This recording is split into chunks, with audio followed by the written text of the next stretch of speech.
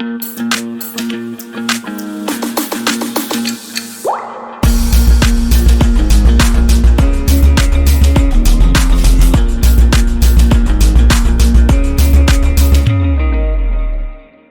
बढ़ते हैं। अब अगले जो फोर्सेस आते हैं, these are called non contact forces. Non contact forces वैसे फोर्सेस होते हैं जो बिना टच किए हुए लगते हैं, जैसे मैग्नेट्स। मैग्नेट से सबने खेला है ना? तो दो मैग्नेट लेना आप और उनको पास में रखना, तो अपने आप अट्रैक्ट हो जाते हैं ना, थोड़ी दूर पर रखो तो ही अट्रैक्ट हो जाते हैं। या फिर अगर आप अपोजिट पोल्स के ला रहे हो तो रिपेल होने लगते हैं, है ना?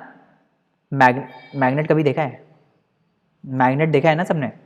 मैग्नेट के पास अगर आप ऐसे आयरन के वो लेके आओ, नेल्स लेके आओ, तो थोड़ी दूर से ही अट्रैक्ट कर लेता है ना वो, तो आप टच थोड़ी कर रहे हो, पर बिना टच किए हुए लग रहा है ये फोर्स, तो इसको हम बोलते हैं नॉन कॉन्टैक्ट फोर्सेस। इसका पहला एग्जाम्पल है मैग्नेटिक फोर्स। मैग्नेटिक फोर्स मतलब ये जो मैग्नेट्स फोर्स लगाते हैं, these are non contact forces, क्योंकि ये दूर से ही लग जाते हैं, राइट? और दूसरा आता है इस कैटेगरी में, that is called electrostatic force. Electrostatic force क्या होता है? Electrostatic force basically charged particles में लगता है। किस में लगता है? चार्ज्ड पार्टिकल्स में। मान लो एक पॉजिटिव चार्ज है और एक नेगेटिव चार्ज है, तो ये दोनों आपस में अट्रैक्ट करते हैं, तो ये जो फोर्स ऑफ अट्रैक्शन होता है इसको हम बोलते हैं इलेक्ट्रोस्टैटिक फोर्स, है ना? और ये भी बिना टच किए हुए लगता है ना? So the force exerted by a charged body on another charged body और uncharged body is known as electrostatic force. तो जैसे मान लो ये एक पॉजिटिव चार्ज की बॉडी है, ये नेगेटिव चार्ज की बॉडी है, तो ये आपस में अट्रैक्ट करते हैं, आपस में एक दूसरे को अट्रैक्ट करते हैं। और अगर सेम चार्जेस की बॉडीज हैं तो ये आपस में रिपेल करते हैं, आपस में रिपेल करते हैं, राइट? ठीक है, तो opposite charges attract and same charges they repel each other, right? समझ में आई बात, है ना? तो इसको हम बोलते हैं electrostatic force of attraction. Clear है? तीसरा फोर्स इसमें आता है ग्रेविटेशनल फोर्स, है ना? तो आपको पता होगा न्यूटन पेड़ के नीचे बैठे थे, किताब पढ़ रहे थे अपनी, और फिर एप्पल गिरा, उन्होंने एप्पल खाया नहीं, उन्होंने एप्पल के बारे में सोचा ये नीचे क्यों गिरा, और तब इन्वेंट हुआ हमारा ग्रेविटी, और फिर उन्होंने ग्रेविटी को इन्वेंट किया, है ना? तो जब उन्होंने ग्रेविटी इन्वेंट किया तो जो ग्रेविटेशनल फोर्स उन्होंने बताया, तो ग्रेविटेशनल फोर्स भी बिना टच किए हुए लग रहा है ना? जो अर्थ है वो हर ऑब्जेक्ट के ऊपर एक फोर्स लगाती है। मान लो ये एप्पल है, ये अर्थ है, तो अर्थ एप्पल के ऊपर एक फोर्स लगा रही है जो बिना टच किए हुए लग रहा है ना? This is called gravitational force, this is called gravitational force. समझ में आई बात, है ना? This is a non contact force, क्योंकि ये बिना कॉन्टैक्ट के लग रहा है। क्लियर है क्या बात, है ना? समझ में आ गई बात? चलो आगे बढ़ते हैं। अच्छा, एक क्वेश्चन बहुत ही डाउट में रहते हैं बच्चे कि ग्रेविटी सिर्फ अर्थ पे लगती है। ऐसा कुछ नहीं है बेटा, है ना? ग्रेविटी हर एक ऐसी मास की प्रॉपर्टी है, मतलब हर एक ऐसी चीज की प्रॉपर्टी है जिसके पास मास हो। इनफैक्ट आपके भी पास भी एक ग्रेविटेशनल फोर्स है, और दुनिया में जितनी ऑब्जेक्ट्स हैं जिनके पास मास है, सबके पास एक ग्रेविटी का फोर्स है। बट जो हम होते हैं ना, हम लोग का मास बहुत छोटा है एज कंपेयर टू अर्थ, तो हम जो फोर्स लगाते हैं वो बहुत ही कम होता है, बहुत ही नेग्लिजिबल होता है, ठीक है? बट हमारे पास भी ग्रेविटी का फोर्स है, ठीक है? So gravity is not a property of earth alone. In fact, every object in the universe, whether small or large, exerts a force on every other object. This force is known as gravitational force. तो मान लो आप खड़े हो और आपका friend खड़ा है, दोनों एक दूसरे के ऊपर फोर्स लगा रहे हो जो आपको फील नहीं हो रहा, क्योंकि वो बहुत छोटा फोर्स है। वो इसलिए छोटा है क्योंकि आपका मास बहुत छोटा है। ये हम और आगे पढ़ेंगे 11th क्लास में कि ये क्यों बहुत छोटा हो जाता है ना? बट अभी के लिए आप ये ध्यान दो कि जो आप और आपके फ्रेंड के बीच में ग्रेविटी का फोर्स लग रहा है वो बहुत छोटा है। आप भी अपने फ्रेंड को अट्रैक्ट कर रहे हो, वो भी आपको अट्रैक्ट कर रहा है, but this force is very very small, that is why you don't feel it, that is why you don't feel it. बात समझ में आई क्या? ठीक, चलो आगे बढ़ते हैं। तो ग्रेविटेशनल फोर्स हमने पढ़ लिया, है ना? Now the next force is called thrust and pressure, ठीक है? तो मैं आपको समझाने की कोशिश करता हूँ what is thrust and pressure. आप कभी रेगिस्तान में गए हो, है ना? रेगिस्तान में अगर आप गए हो और गलती से अगर आपने सैंडल्स पहन लिए, लड़कियों की बात कर रहा हूँ, वो भी हील्स वाले, तो आपको सैंड में चलना बहुत डिफिकल्ट हो जाएगा। It would be a nightmare for you. क्यों? क्योंकि ये सारी सैंडल आपके नीचे घुस जाएगी, है ना? नीचे धंस जाएगी। इनफैक्ट अगर आप नॉर्मल आपने नॉर्मल वो भी पहने, शूज भी पहने, तो वो भी सैंड में धंस जाते हैं, राइट? क्यों होता है ऐसा, है ना? Why does that happen? That is due to these two concepts that are called thrust and pressure. तो पहले मैं आपको थ्रस्ट समझाने की कोशिश करता हूँ कि थ्रस्ट क्या होता है ना। जैसे कैमल है ना, आपने कभी नोटिस किया कैमल की जो फीट है वो नहीं धंसती है, वो आराम से चलता रहता है सैंड में। कैमल की फीट जो है वो नहीं धंसती है, बट अगर हम चले गए वहाँ पे, या फिर अगर आपने ये देखा हो टैंकर्स जो होते हैं ना, जो बॉर्डर्स पे होते हैं, जो ये आर्मी वाले टैंकर्स होते हैं, वो भी नहीं धंसते हैं, जबकि इनका वेट तो बहुत ज़्यादा होता है। समझ रहे हो? कैमल का, अगर मैं आपको कैमल की बात करूँ तो आपका वेट और कैमल का वेट में तो कैमल का बहुत ज़्यादा वेट है ना, आपका वेट तो कम ही होगा, है ना, कैमल का बहुत वेट होता है, तब भी वो नहीं धंसता है। और ये जो टैंकर्स इतने बड़े बड़े, ये जो इतने हैवी वेट के टैंकर्स होते हैं, ये भी नहीं धंसते हैं, है ना। बट आप अगर चले जाओ, है ना, ये टैंकर्स बहुत अच्छे से चलते हैं सैंड में, बट अगर आप चले जाओ या फिर आप नाइफ को धंसा दो, है ना, या फिर ये जो बड़े बड़े बुलडोजर्स होते हैं, है ना, जिनका ये ऐसे बड़ा बड़ा टायर होता है, ये भी नहीं धंसते हैं, है ना। समझ में आई बात? तो क्या रीज़न है कि ये नहीं धंसते हैं? और मान लो अगर हम चलें उसके ऊपर, अगर मान लो हम चलें तो हमारी फीट धंस जाती है, ऐसा क्या है? That is the concept of thrust and pressure. Let us try to understand this. ठीक है, मान लो कि आप खड़े हो, है ना, आप सैंड पे खड़े हो, तो आपका पूरा का पूरा वेट लग रहा है नीचे, आपका पूरा का पूरा वेट लग रहा है नीचे, बट आपका पूरा वेट कहाँ लग रहा है?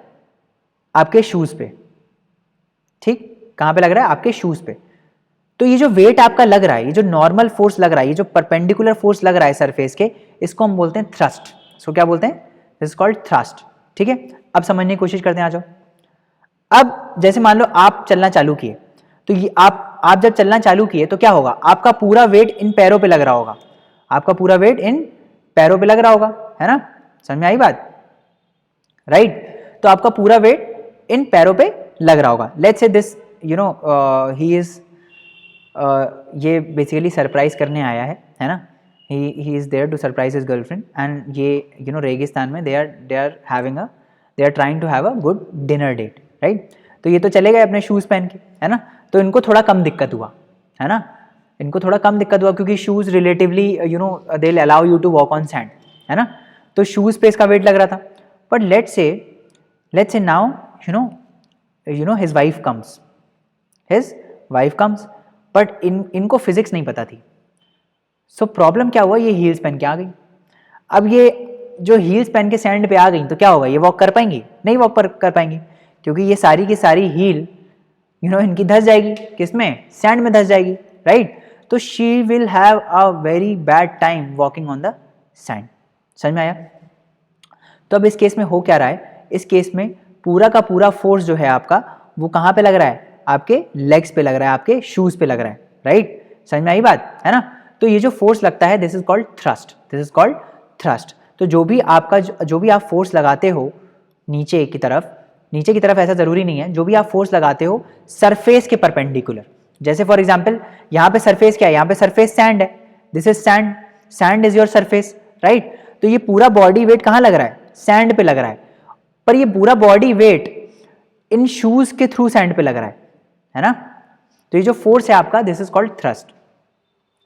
And now what is pressure? Then what is pressure, है ना। प्रेशर क्या होता है? प्रेशर ये होता है कि आप कितने एरिया पे लगा रहे हो फोर्स, है ना। Pressure is defined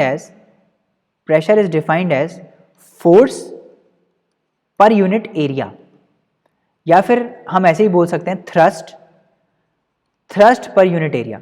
thrust is nothing but force only, आपका वेट ही तो है, आपका वेट जो है वही तो फोर्स है।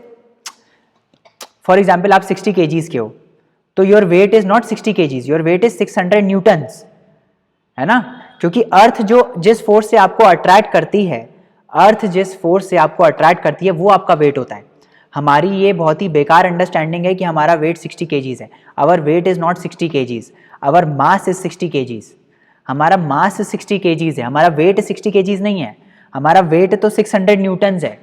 वेट इज फोर्स बेसिकली, समझ में आ रही है? Weight is force. तो ये क्लैरिटी आज के बाद रखना, है ना, कि जो वेट होता है, जो आपका वेट होता है ना, it is not 60 kgs, 60 kgs is the mass, your mass is 60 kgs, है ना।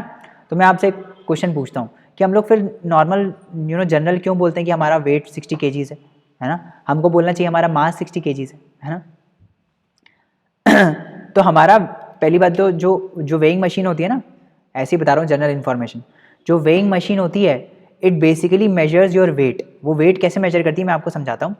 जो वेट होता है ना that is the force with which the earth is attracting you. जो ग्रेविटी आपको अट्रैक्ट कर रही है वो फोर्स जो होता है that is your weight, and this is nothing but m into g, where m is your mass and g is acceleration due to gravity. जो ग्रेविटी होती है ना दिस इज g बेसिकली, है ना। ये 9th में आएगा, आप टेंशन मत लो, इतना ज़्यादा बताने का जरूरत नहीं मेरे को, है ना। आप बस ऐसे समझो कि जो फोर्स होता है ना जो आपका वेट होता है that is the force that you are applying, ठीक है, वो लग रहा है। But what is pressure? Pressure is कि आप जो फोर्स लगा रहे हो वो कितने एरिया पे लगा रहे हो। Just a minute.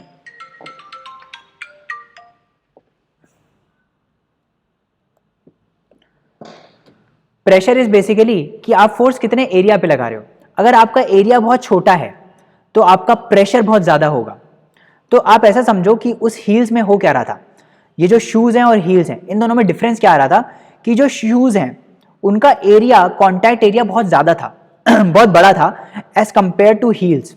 आप देखो कि हील्स में बस ये इतना छोटा सा कॉन्टैक्ट है और इतना कॉन्टैक्ट है, तो एज कंपेयर टू शूज जो हील्स हैं उनका एरिया ऑफ कॉन्टैक्ट बहुत छोटा है। तो जो पूरा का पूरा वेट है दोनों केसेस में, मान लो यहाँ पे भी W वेट है और यहाँ पे भी W वेट है, तो यहाँ शूज के केस में तो पूरा का पूरा वेट इतने बड़े एरिया पे लग रहा है, जबकि हील्स में जो वेट है वो बस इतने छोटे से एरिया पे लग रहा है। तो आप बताओ किस केस में प्रेशर ज्यादा होगा, शूज के केस में एरिया ऑफ शूज, या फिर हील्स के केस में weight upon area of heels. तो हील्स के केस में एरिया बहुत ही छोटा है, इसी वजह से प्रेशर बहुत ज्यादा है, प्रेशर बहुत ज्यादा है। समझ में आ रही बात? प्रेशर बहुत ज्यादा है, ठीक है। और शूज के केस में क्या है, शूज के केस में एरिया बहुत ज्यादा है इसीलिए प्रेशर बहुत कम है। इसीलिए शूज में तो आप रिलेटिवली सैंड पर वॉक कर पाते हो, बट ये हील्स में आप नहीं कर सकते क्योंकि प्रेशर बहुत ज्यादा लग रहा होता है और इसीलिए आप धंस जाते हो नीचे। आप इसको नॉर्मल तरीके से भी कर सकते हो, जैसे मान लो आपके पास अगर पेंसिल हो, पेंसिल है क्या किसी के पास? जैसे मान लो ये है ना, जैसे फॉर एग्जांपल ये पेंसिल है। अब जैसे ये पेन की निब है, अगर मैं इसको ऐसे फोर्स से पुश करूं तो मेरे को यहाँ बहुत ज्यादा प्रेशर फील होगा, जबकि अगर मैं इसको दूसरे साइड से, जो ब्रॉड साइड है उस साइड से पुश करूं तो यहाँ पे फोर्स मेरे को बहुत कम फील होने वाला है। That is because area has increased. Area increase होने से प्रेशर कम हो जाता है, एरिया इंक्रीज होने से प्रेशर कम हो जाता है। बात समझ में आई क्या, है ना। तो बेसिकली प्रेशर जो है वो दो चीज़ों पे डिपेंड करता है। किस पे डिपेंड करता है? वन इज द फोर्स, जो नॉर्मल आप फोर्स लगा रहे हो, जो नॉर्मल आपका फोर्स लग रहा है, और दूसरा कितने एरिया पे वो फोर्स लग रहा है। अगर एरिया बढ़ाओगे तो प्रेशर कम होगा, एरिया बढ़ाओगे तो प्रेशर कम होगा, और अगर एरिया कम करोगे तो प्रेशर ज्यादा होगा। समझ में आई बात, है ना? क्लियर है? ठीक, आगे बढ़ सकते हैं क्या? ठीक, चलो आगे बढ़ते हैं। Effects of forces of the same magnitude on different areas are different. तो भले ही आपका वेट सेम है, बट अगर आपने हील पहनी है तो हील में पैर में ज़्यादा दर्द होता है। क्यों? क्योंकि प्रेशर ज़्यादा लग रहा होता है ना। एरिया कम होता है, एरिया बहुत कम होता है और प्रेशर बहुत बढ़ जाता है, ठीक है। और अगर आप शूज़ पहनोगे, नॉर्मल सैंडल्स या शूज़ पहनोगे, तो उसमें आपको कम दर्द होता है, right. So effect of thrust depends, thrust या फिर force depends on the area on which it acts, है ना। The effect of thrust on sand is larger while standing than while laying, है ना। अगर आप मान लो खड़े हुए हो सैंड में, है ना, तो आपके धंसने की पॉसिबिलिटी ज़्यादा है, आप हो सकता है सैंड में धंस जाओ। बट आप सैंड पे लेट जाओ, अगर आप सैंड पे लेट गए तो आप नीचे नहीं धंसोगे। क्यों? क्योंकि आपका एरिया बढ़ गया है, जो वेट आपका लग रहा है अब वो ज़्यादा एरिया पे लग रहा है। बात समझ में आ रही है? नहीं समझ में आ रही है? आप एक केस है जिसमें आप सैंड पे खड़े हुए हो नॉर्मल, है ना, और एक केस है जिसमें आप सैंड पे लेटे हुए हो ऐसे करके, है ना। तो लेटने वाले केस में आप नीचे नहीं धंसोगे। क्यों? क्योंकि आपका वेट तो W ही लग रहा है दोनों केस में, बट एरिया इंक्रीज हो गया। यहाँ पे क्या हुआ, यहाँ पे W वेट तो लग रहा था बट एरिया बहुत कम था, जिस वजह से प्रेशर बहुत ज्यादा था। समझ में आई बात, है ना। तो what is pressure? Pressure is nothing but thrust per unit contact area. अच्छा, जो थ्रस्ट होता है, जो फोर्स होता है, उसकी यूनिट होती है न्यूटन्स, और जो एरिया होता है उसकी यूनिट होती है मीटर स्क्वायर। तो प्रेशर की जो SI यूनिट है that is Newton per metre square, और इस न्यूटन पर मीटर स्क्वायर को हम बोलते हैं पास्कल्स। ये बेसिकली एक साइंटिस्ट के नाम पे रखा हुआ है, ब्लेज पास्कल, है ना, आपको पता होगा, है ना। So 1 newton per metre square is nothing but 1 pascals, और इसको हम डिनोट करते हैं पीए से। कैसे डिनोट करते हैं? पीए से, ठीक है। So the same force acting on a smaller area exerts a larger pressure and a smaller pressure on a larger area। अगर एरिया लार्जर होगा तो प्रेशर कम लगेगा, है ना। Can you guess why knives have pointed edges और thumbnails have pointed tip? Thumbnail देखा है क्या कभी आपने? थंबनेल तो देखा ही होगा, मेरे पास पड़ा होगा शायद। थंबनेल्स देखेंगे आपने? थंबनेल्स ये पड़े हुए, जो ये थंबनेल्स होते हैं, है ना, इसमें आप देखोगे कि जो थंबनेल होता है इस टाइप का, अगर आप देख पा रहे हो मेरे को, तो ये जो थंबनेल होता है इसका ये जो एज होता है ना, ये जो पॉइंटेड होता है बहुत, और ये तो ब्रॉड होता है। ये ब्रॉड इसलिए होता है क्योंकि आप फोर्स जो लगाओगे वो ज्यादा एरिया पे लगेगा तो आपको प्रेशर कम फील होगा। बट सिंस यहाँ पे एरिया बहुत छोटा है तो जो भी आप फोर्स लगा रहे हो वो यहाँ पे बहुत प्रेशर क्रिएट करेगा, इसीलिए ये अंदर घुस जाता है ना। The same concept is with knifes.